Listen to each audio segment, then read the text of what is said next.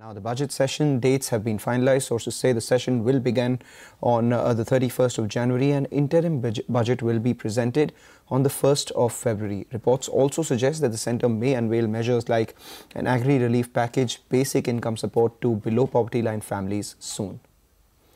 And farmer issues, they've been the key talking point in the build-up to the 2019 general elections, with both the BJP and the opposition trying their best to woo the farmers. Earlier yesterday, Lata Venkatesh, our colleague, caught up with Abhijit Banerjee, the professor of economics at Massachusetts Institute of Technology, to get his sense on what are the best ways to help the farmers in India. What we've done with the price support is we've kind of gone the opposite direction. I think in the sense that we've banned exports, we have imported when we had large surpluses. So we've moved the terms of trade against agriculture quite kind of with a clear and I think rather committed hand. So I think that if you look at what happened to the farmers, if we just let world market prices be the prices that rule, they would have not, the distress wouldn't have been there, or most of it wouldn't have been there. I think so. I do feel, given that we have some obligation to do something about them. And the question is a bit, what's the fairest thing to do? The problem, so I think the advantage of loan waivers is that we know how to do it.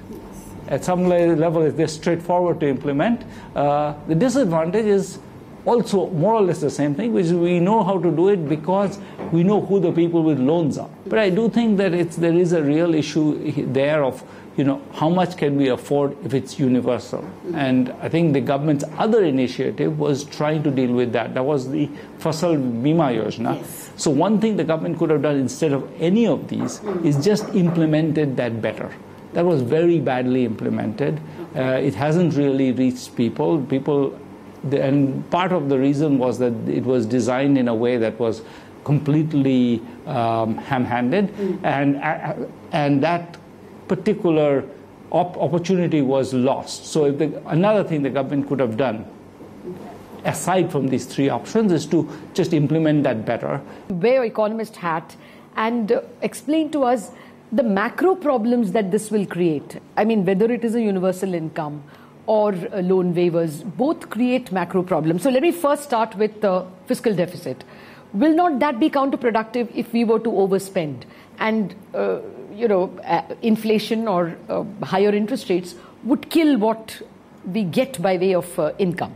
I think the only way to really pay for something like a universal basic income would be right now to start thinking of what schemes to cut. I mean, in the medium run, I think we are undertaxed. We really, despite whatever the financial sector will tell you, we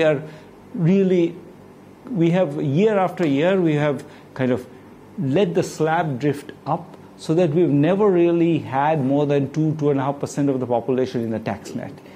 And then there is all kinds of other, people don't pay the taxes, etc. But I think we have done very little on sort of generating a good, effective, progressive, direct taxation. All right, we must improve tax compliance. That's the word coming in. But talking about taxes, the GST Council, they're set to meet today. And we learn from sources that at its 32nd council meeting, it will focus on revenue mobilization. Sources say the government may consider a special report prepared by the group of ministers on mobilizing revenue. Timsi Jaipuria is here with all the details. Timsi? Well, a lot is on the plate of GST Council this time, starting with rate rationalization for under-construction houses from 12% to 5% without ITC, discussions on a relief package for MSMEs on the lines of recommendations made by the GOM, considering the proposal to increase GST registration threshold from current 20 lakh rupees to 75 lakh rupees, allowing composition scheme taxpayers to file annual returns with a quarterly payment of taxes, carving out a separate composition scheme for for service providers with a threshold of up to 50 lakhs taxed at 5%.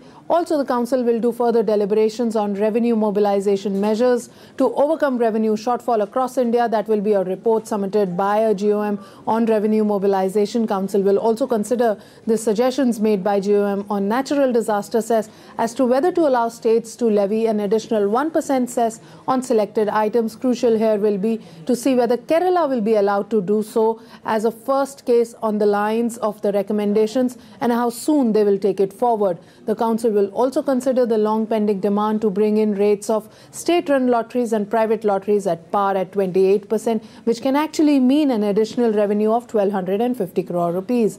Government is also likely to give its nod to the idea to match RFID data by engaging with NHAI to have better enforcement under the e-Wibble system. Let's see what happens finally and whether, like many instances in the past, there are some additional agenda items too which get circulated to the Council at the last moment. We'll keep you getting the live action.